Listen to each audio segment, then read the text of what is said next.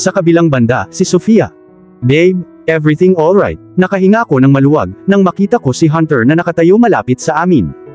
Ang lalaki sa tabi ko ay patuloy na nagsasalita tungkol sa kung paano niya tinulungan ang single mother, at gusto niya akong tulungan.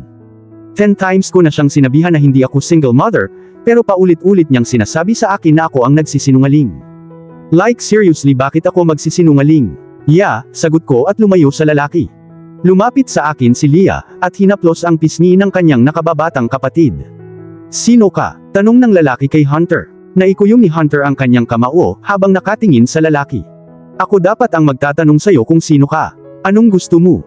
Tanong ni Hunter na medyo tumaas ang boses. Binata, hindi mo ako pwedeng istorbohin, habang kausap ko ang babaeng ito.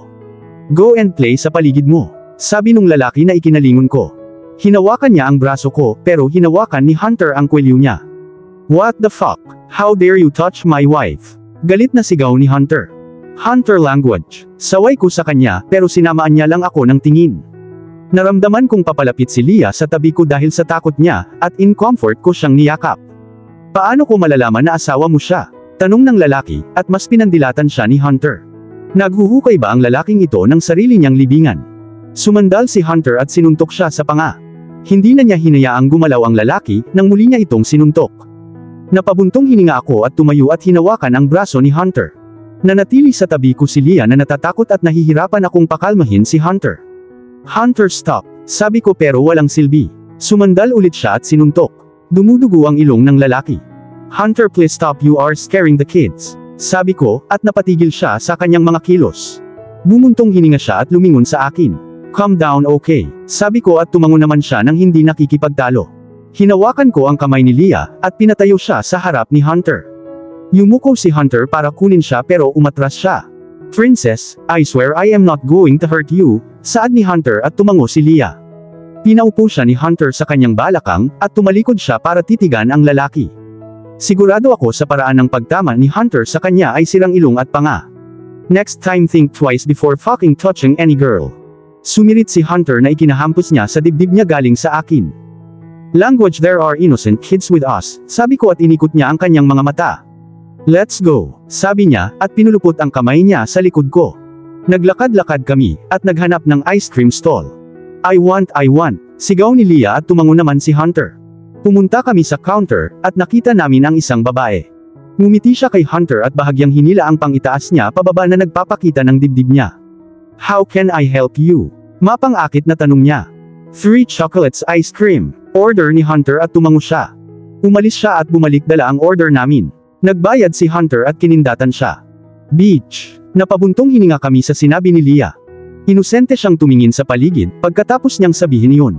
Napangiti si Hunter, habang nakatingin sa akin ang babae na parabang ako ang nagsabi. Oh girl, kinuha ko yung ice cream kay Hunter, at binigay kay Leah. Kumuha ako ng isa at pati si Hunter. Naglakad na kami at kumain. Naglaro ulit si Leah at sinundan siya ni Hunter. Natutulog na si Jay kaya hindi siya kumain. Pag-uwi namin, pagod na kami. Mabilis akong nagpalit ng tank top at short bago pinalitan ang kay Leah at Jay sa pajamas nila. Umorder si Hunter ng pizza dahil pareho kaming pagod para makapagluto. Pagkatapos naming magpalit ay pumunta na kami sa sala. Nakaupo si Hunter sa couch habang nanunood ng cartoons. Tumalon si Leah sa kanya, at siya ay peking sumisitisit sa sakit. Damn baby, you are strong. Sabi niya at napahagikgik siya. Tumunog ang doorbell at pinaupo ko si Jay malapit kay Hunter. Naglakad ako papunta sa pinto at binuksan ito. Your pizza, ma'am, sabi nung delivery boy, at tumango naman ako. Salamat. Binayaran ko siya at kinuha ang pizza. Bumalik ako sa sala at binigyan sila ng hapunan. Pinakain ko na si Jay kaya umupo na lang siya, at naglalaro ng mga laruan niya. Nang matapos ako ay naglinis ako at naglagay ng movie si Hunter. Sumandal sa kanya si Leah habang yakap-yakap siya nito palapit sa kanya. Laking gulat ko nang makita kong napakalapit ni Hunter kay Leah. Usually, Leah took time to trust anyone but Hunter here easily won her trust. Parang sa akin lang. Humikab si Jay at tumawa ako. Kinuha ko siya at ipinatong sa akin. Isinandal niya ang ulo niya sa balikat ko at dahan-dahan kong hinimas ang likod niya para mabilis siyang makatulog. Sa kabilang banda, si Hunter. Natapos ang movie at nakahinga ako ng maluwag. First time kong manood ng mermaid Disney movie. Tatanungin ko sana si Leah kung nag-enjoy ba siya sa movie, pero nang tingnan ko siya ay natutulog na siya. Napatingin ako kay Sofia pero kasama rin niya si Jay. Well, I guess kailangan ko na silang dalhin isa-isa sa mga kwarto nila. Hinatid ko muna si Leah, at umakyat sa kwarto ni Sofia. Inihiga ko siya sa kama, at bumaba para kunin si Jay. Bumalik ako at inilagay siya sa tabi ng kapatid niya. Tinakpan ko ang dalawa ng kumot at nilagyan ko sila ng dagdag na unan at sasahig. Just for safety and precautions. Sinindihan ko ang small lamp, at pinatay ang main light ng kwarto. Bumaba ako at binuhat ko si Sofia in bridal style. Gumalaw siya at isinandal ang mukha niya sa leeg ko. Pumasok ako sa kwarto ko at inihiga siya sa kama. Sa sandaling hinila ko ang takip sa kanya, gumalaw muli siya at dahan-dahang iminulat ang kanyang mga mata. Nasaan ang mga bata? Tanong niya na inaantok pa. Nilagay ko sila sa kwarto nila. Don't worry at matulog ka na. Sabi ko at bumuntong hininga siya. Ipinikit niya ang kanyang mga mata at hinayaan siyang makatulog. Tumayo ako at hinubad ang shirt at pantalon. Saka ako pumunta at tumabi sa kanya. Pinulupot ko ang braso ko sa bewang niya, at hinila siya palapit. Pumikit ako at natulog. Sa kabilang banda, si Sofia.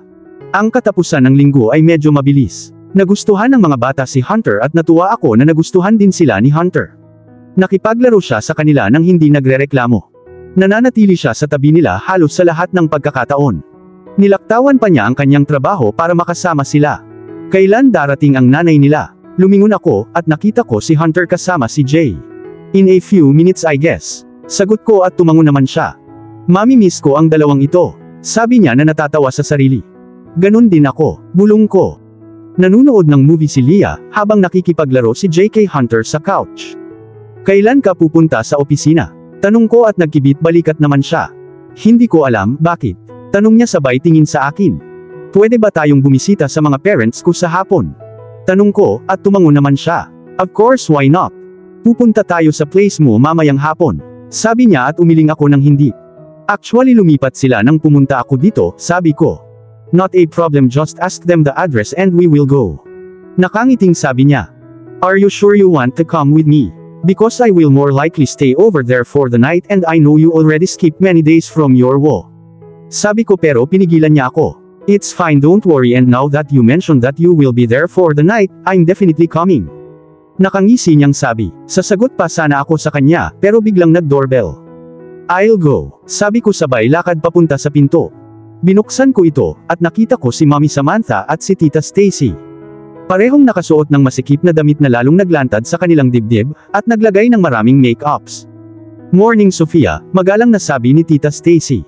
Morning, come in. Sabi ko at pumasok na sila. Naglakad kami papunta sa sala kung nasaan ang mga bata. Nang mapansin nila si Tita Stacy ay ngumiti sila, ngunit agad ding bumalik para manood ng kanilang movie. Gayunpaman, wala nang makita si Hunter. What the heck are you wearing, girl? Hindi ba't ipinakita ko sa iyo kung paano magpahanga sa lalaki, para manatili sila ng higit sa isang gabi? Sabi ni Mommy Samantha, at nilibot ko ang paningin ko. Hindi naman ganoon kalala ang outfit ko. Ngunit sa pagkakakilala ko sa kanya, alam ko na ang damit na ito ay hindi tumutugma sa kanyang beachy level. Naramdaman kong may humawak sa bewang ko, at nang dumilat ako ay nakita ko si Hunter. Bahagya niya akong hinila sa kanya para mas malapit ang likod ko sa harapan niya.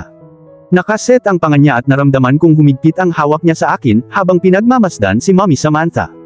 Well, more like glare at her. Gayunpaman, sinigurado niyang hindi niya ako sasaktan sa pagkakahawak niya. Hindi niya kailangang magsuot ng slutty outfit para mapabilib ako. I choose her the way she was and that's what count. Sabi ni Hunter at namula naman ako nang pinindot niya ang noo ko. Pinandilatan ako ng dalawang babae na para bang may kinuha ako sa kanila. Newsflash, he is mine. Well, young man, hindi ito magtatagal at sigurado ako dito. If you need another girl to replace her, just inform me at dadalhin ko ang babae. Magiging perpekto siya para sa iyo dahil alam niya kung paano pasayahin ang isang lalaki. Nakangisi si Mommy Samantha, habang si Tita Stacy naman ay tumawa sa tabi niya. Okay, I have enough of this shit. Can you both stop put her like that? She is way better than you two. At kahit na magpakilala ako sa 100 babae, siya ang pipiliin ko, kaya huwag mo na akong iwan sa kanya na mangyayari iyon. It was nice to watch over the kids, at sa palagay ko ay oras na para umalis kayong dalawa. Galit na putol ni Hunter na ikinagulat ni Tita Stacy at Mommy Samantha. Kahit ako ay napatitig kay Hunter na nanlalaki ang mata. Sinadya niya ba lahat ng iyon? No need to be rude. We were going, sabi ni Tita Stacy habang binuhat si Jay at hinawakan ang kamay ni Leah. Kumaway si Leah sa amin habang papalabas ng pinto. Kumaway kami pabalik hanggang sa mawala na siya sa paningin namin. Hindi ko alam kung ano ang ipinasok sa isip mo ng beach na iyan, pero alam mong nandito ako kapag kailangan mo ako.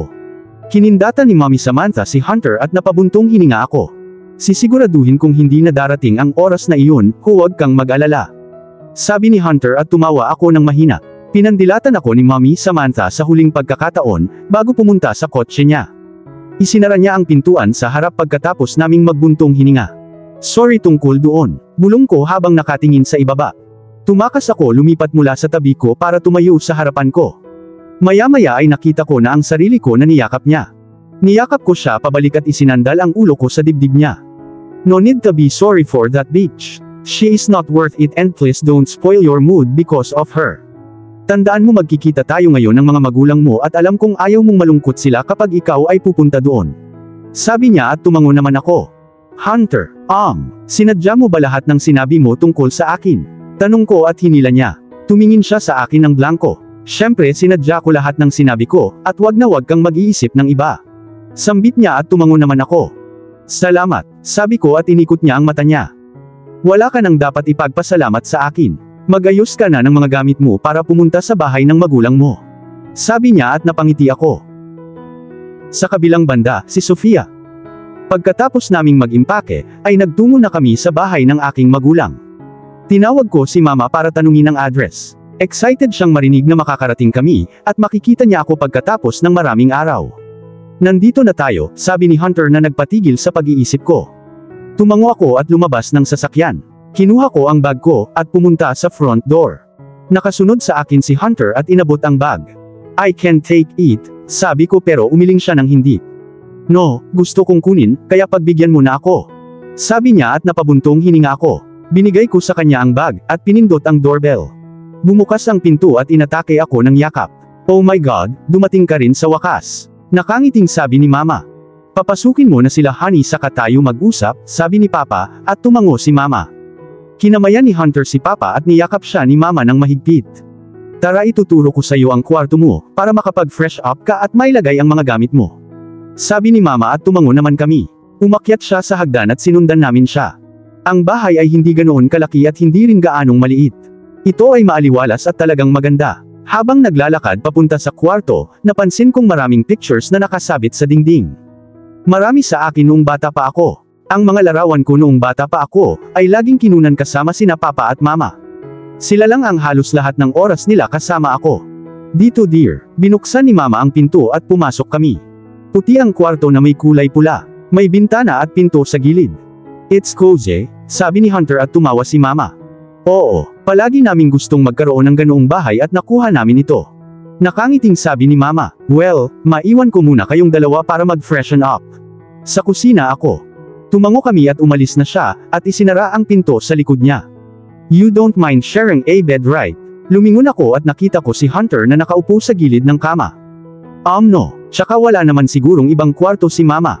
Sabi ko at tumango naman siya. May kumatok sa pinto at saka ito bumukas. Pumasok si Papa at ngumiti sa amin. Kids, when you are together here, gusto kong bukas ang pinto. No funny business is allowed in this house. Pahayag ni Papa at naramdaman kong uminit ang pisngi ko. Papa, babala ko pero ngumiti lang siya. Ngumisi si Hunter at tumango. Don't worry sir, mananatiling bukas ang pinto. Sabi niya at nilibot ko ang paningin ko.